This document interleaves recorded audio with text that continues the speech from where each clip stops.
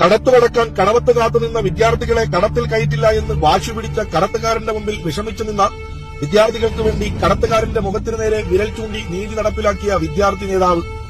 1971 RSSന്റെ തിരക്കഥയിൽ വർഗീയ കലാപത്താൽ തലശ്ശേരി നിന്ന് കത്തിയപ്പോൾ ആയുധധാരികളായ ആക്രമണകാരികൾക്ക് മുമ്പിൽ നിരായുധനായി നെഞ്ചും പിരിച്ചു നിന്ന് തലശ്ശേരിയുടെ മണ്ണിൽ സന്തോഷവും സമാധാനവും മതസൌഹാർദ്ദതയും തിരികെ കൊണ്ടുവന്ന യുവ നേതാവ്.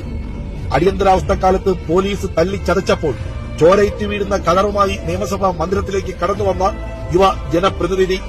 17 വർഷം കേരളത്തിലെ മാധ്യമങ്ങളും വലതുപക്ഷവും വേട്ടപ്പട്ടികളെപ്പോലെ വേട്ടയാടിയപ്പോൾ ഒട്ടും പതറാതെ കമ്മ്യൂണിസ്റ്റ് പാർട്ടിയെ നയിച്ച കേരളത്തിന്റെ പാർട്ടി സെക്രട്ടറി, കേരളത്തിന്റെ അമരക്കാരൻ. ഒടുവിൽ കാലത്തിന്റെ കാവ്യനീതി നടപ്പിലാക്കാൻ ജനങ്ങൾ തിരഞ്ഞെടുത്ത് കേരളത്തിന്റെ മുഖ്യമന്ത്രി.